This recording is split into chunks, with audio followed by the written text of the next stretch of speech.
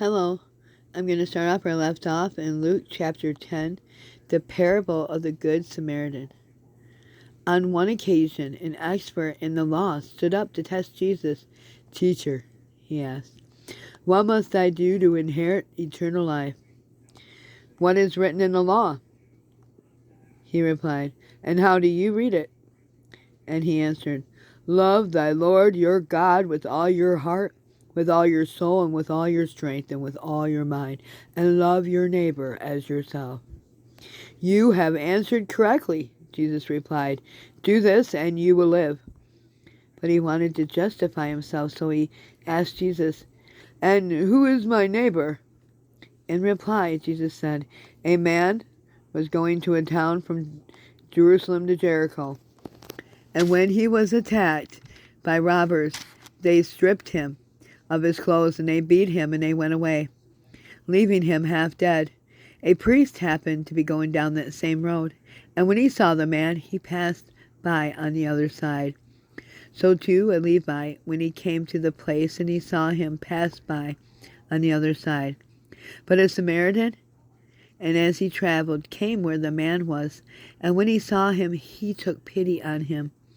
He went to him and he bandaged his wounds, pouring on oil and wine. And then he put the man on his own donkey and brought him to an inn, and he took care of him there. The next day he took out 2 denarii and gave them to the innkeeper. "Look after him," he said, "and when I return, I will reimburse you for any extra expense that you may have." Which of these 3 do you think was a neighbor to the man who fell into the hands of robbers? The expert in law replied, "The one who had mercy on him." Jesus told him, "Go and do likewise." At the home of Martha and Mary, as Jesus and his disciples were on their way, he came to a village where a woman named Martha opened her home to him. She had a sister called Mary, who sat at the Lord's feet listening to what he had said. But Martha was distracted by all the preparations that she had to make. She came to him and asked, "Lord, why don't you care that my sister has left me to do all this work by myself?